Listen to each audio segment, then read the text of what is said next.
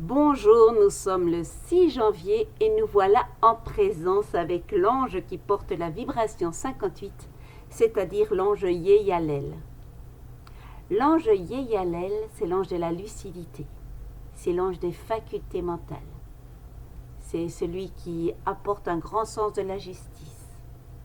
On peut faire appel à lui quand on a des problèmes de pouvoir. On peut faire appel à lui quand on a tendance à contrôler la pensée d'autrui.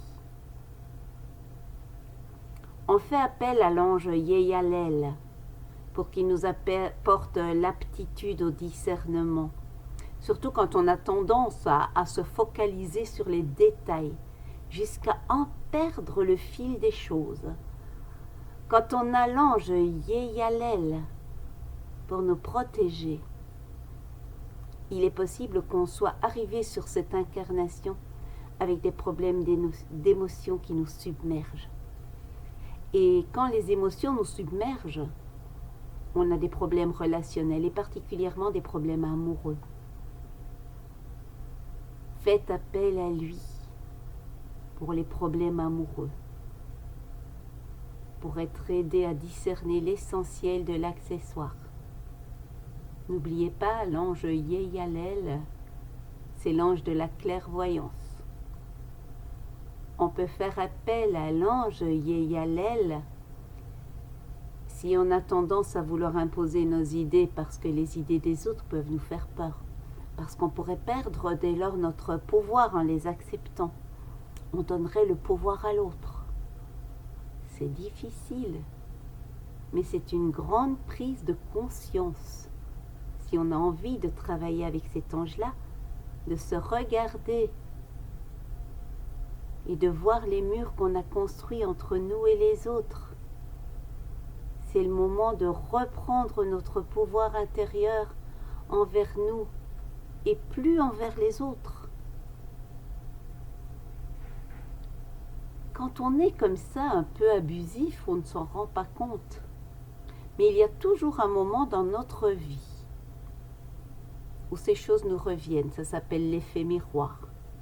Et ce sont les autres qui nous aident à voir clair, par leur comportement, par leurs paroles, par leur silence, par leurs mots. Et on se retrouve seul devant notre attitude discriminatoire. Et c'est le moment de revenir sur nos fondations. Ça nous ramène à revisiter la façon dont on utilise notre intelligence.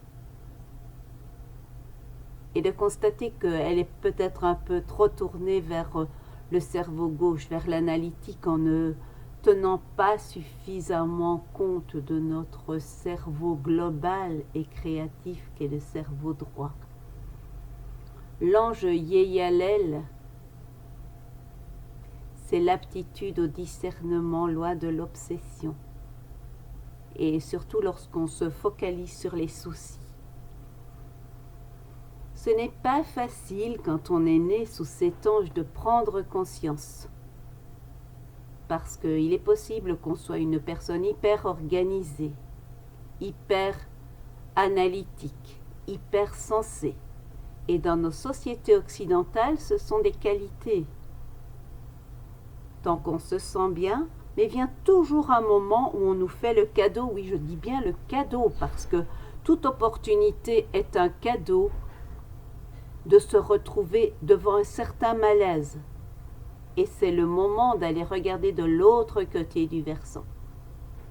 Là où on ressent cette solitude qui nous est offerte à chaque fois que nous avons un travail à faire et qu'on puisse aller voir du côté de la colère, parfois des mensonges, parfois de l'abus du pouvoir. Et que ce miroir-là soit très éclairant.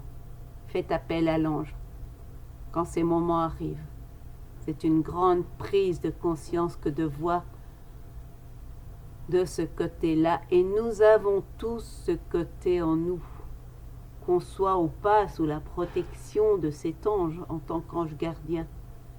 C'est le moment d'aller revisiter, travailler avec l'ange Yeyalel.